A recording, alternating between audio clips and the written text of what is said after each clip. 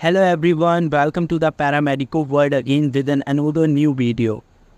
ये वीडियो उन सभी स्टूडेंट के लिए बहुत ज़्यादा स्पेशल होने वाली है, बहुत ज़्यादा हेल्पफुल होने वाली है जिन स्टूडेंट को कॉलेज अलॉट हुआ हो, जिन्हें वो सीट नहीं पसंद आई हो और जिनको अलॉट नहीं हुआ है उनके लिए तो बहुत ज़्यादा इम्पॉर्टेंट रहने वाली है। सभी स्टूडेंट के माइंड में ये क्वेश्चन है कि सेकेंड राउंड काउंसलिंग क्यों नहीं हुई, डायरेक्ट मॉपअप राउंड काउंसलिंग हो गई।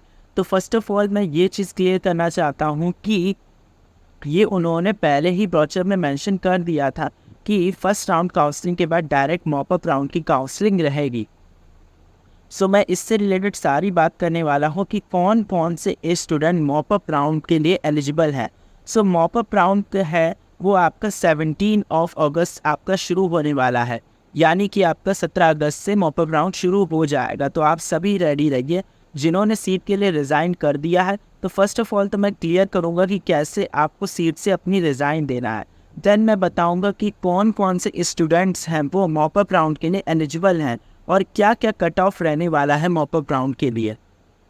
और भी सारे क्वेश्चंस आपके इस वीडियो में क्लियर हो जाएंगे। और अगर कोई आपका डाउट रह भी जाए तो कमेंट सेक्शन आपके लिए बिल्कुल फ्री है, आप वहाँ जाके जितने चाहे उतने क्वेश्चन पुट अप कर सकते हैं। I will try to reply all those questions. चलिए टाइम ना वेस्ट करते हुए लेट्स बिगिन दिस वीडियो।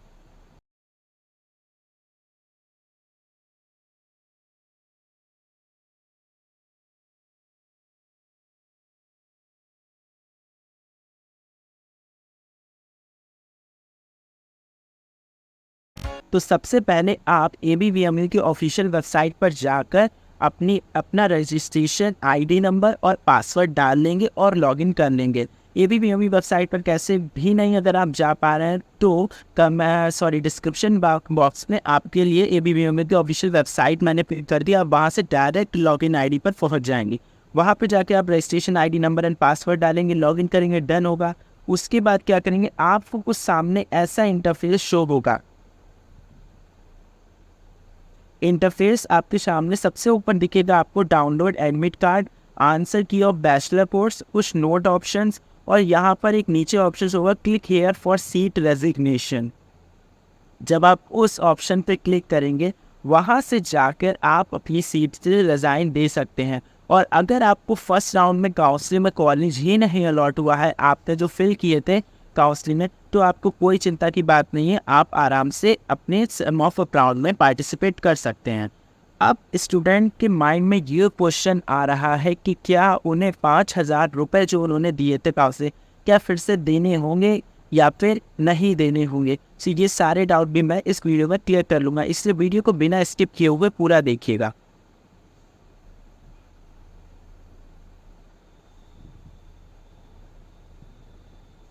जैसा कि मैंने आपको बताया कि आपकी 17 अगस्त से सेकेंड मॉपअप राउंड काउंसलिंग, इधर सेकेंड राउंड काउंसलिंग नहीं बोल सकते, it's a mop up round counselling. कौन कौन से स्टूडेंट एलिजिबल हैं पहले तो मैं ये बात कर लेता हूँ। जो आपका इसमें data, all candidates who have not participated in round, जिनने राउंड 1 में नहीं पार्टिसिपेट करा था वो तो ऑलरेडी एलिजिबल है ही।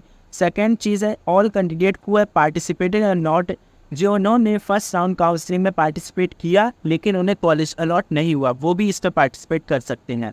All candidate who have completed the admission process in first round can also participate in mop up round, but they, वो भी स्टूडेंट पार्टिसिपेट कर सकते हैं अगर उन्होंने एडमिशन प्रोसेस भी कर लिया है, सब कुछ कर लिया, उन्हें सीट भी अलॉट हो गई। बट वो कब पार्टिसिपेट कर सकते हैं, जब उन्होंने जो भी आपकी रिज़ाइन की डेट और टाइम दे रखा है वहाँ पर उन्होंने अपनी सीट से रिज़ाइन दे दिया हो, वो स्टूडेंट अब रिज़ाइन देने के बाद उसमें पार्टिसिपेट कर सकते हैं। लेकिन उन्होंने जो 5,000 सिक्योरिटी फ़ीस दी होगी वो उन्हें फिर से डिपॉजिट करनी पड़ेगी, उनको अब फिर से 5,000 पे करना पड़ेगा, यानी कि total 5,500 of registration and 5,000 of counselling fee उन्हें डिपॉजिट करनी होगी। और जो स्टूडेंट को नहीं अलॉट हुआ है वो दोबारा रजिस्ट्रेशन करने के लिए उन्हें सिर्फ 500 रुपीज़ ही डिपॉजिट करना होगा। आई थिंक आपका ये डाउट अब क्लियर हो गया होगा। ये बहुत ही बुरी चीज़ है कि स्टूडेंट को दोबारा 5,000 उन्हें डिपॉजिट करने होगा। बट इसीलिए मैंने लास्ट वीडियोज़ में बोला था कि काउंसलिंग बहुत अच्छे से कीजिएगा, वरना आप ऐसी फिर प्रॉब्लम फेस कर सकते हैं। आई थिंक जिन्होंने स्टूडेंट ने मेरी बात मानी होगी वो अच्छे से काउंसलिंग करके उन्हें कॉलेज नहीं अलॉट हुआ होगा और अब वो सेकेंड राउंड काउंसलिंग में ईजिली पार्टिसिपेट कर सकते हैं।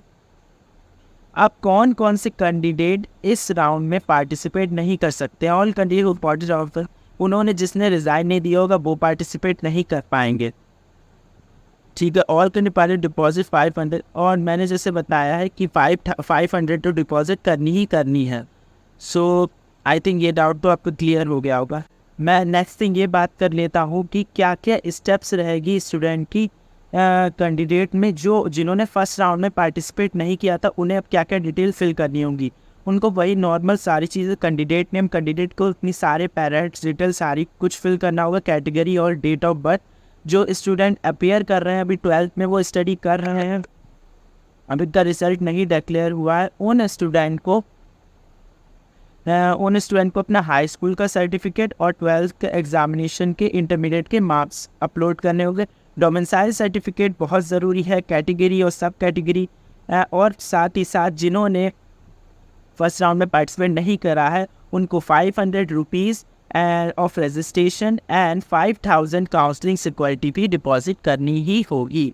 कुछ चीज़ें मैं और भी आपकी क्लियर करना चाहता हूँ कि अगर जो स्टूडेंट अपने जैसे उन्होंने सारी सिक्योरिटी फी भी डिपॉजिट कर दी, सब कुछ कर दिया, लेकिन उन्होंने अपने प्रायोरिटी ऑर्डर और चॉइस लॉग, सीट लॉग, वो कुछ प्रोसेस किया ही नहीं आगे का लॉगिन करने के बाद, तो उनकी जो 5000 सिक्योरिटी काउंसलिंग फ़ी है वो भी जब्त कर ली जाएगी। जो उनकी 5000 सिक्योरिटी मनी है वो भी डिपॉजिट कर ली जाएगी, वो उससे भी हाथ धो बैठेंगे। एंड नेक्स्ट बहुत ही इंपॉर्टेंट चीज़ है सीट कन्वर्जन। जो आपकी मॉपअप राउंड में है वो आपकी कैटेगरी है उसका कन्वर्जन हो जाएगा, क्योंकि मॉपअप राउंड आपका सेकंड राउंड होता है, तो आपको जो कैटेगरी होगी आपको उससे नहीं जज किया जाएगा। तो आप जिन लोगों की एसटी कैटेगरी है, PWD, FF, ESM and NCC के कैंडिडेट्स हैं, सो उनकी कैटेगरी ओनली ST में ही इंक्लूड होगी। साथ ही साथ SC के जो सारे कैंडिडेट हैं वो नॉर्मल SC में ही इंक्लूड किए जाएंगे। जनरल कैंडिडेट में जो अगर PWD है, NCC के कैंडिडेट हैं या फिर FF के कैंडिडेट हैं, तो वो भी जनरल में ही नॉर्मली इंक्लूड किए जाएंगे। PWD को कोई भी ऐसी अपॉर्चुनिटी नहीं मिलेगी, स्पेशल ट्रीटमेंट। OBC के भी जो अलग अलग कैटेगरी, सब कैटेगरी के कैंडिडेट है वो नॉर्मल OBC में ही इंक्लूड किए जाएंगे। एंड EWS के जो कैंडिडेट्स होते हैं, जो उनके अंदर PWD या फिर NCC के और भी बहुत सारी सब कैटेगरी के, वो कैंडिडेट भी नॉर्मली ही इंक्लूड किए जाएंगे। बाकी ST is converted into SC, SC is converted into general, OBC भी जनरल हो जाएगा, EWS भी जनरल हो जाएगा, एंड माइनॉरिटी के भी कैंडिडेट जनरल में ही इंक्लूड किए जाएंगे। So this is all about seat conversion. So I hope आपके मोस्ट ऑफ द जो डाउट्स होंगे वो क्लियर हो गए होंगे। कोई भी डाउट है कमेंट बॉक्स में मैसेज कर दीजिएगा। सो इस वीडियो को यहीं पर एंड करते हैं। I will try to clear all your doubts in comment box. So मिलते हैं अगली वीडियो के लिए, तब तक के लिए बाय बाय।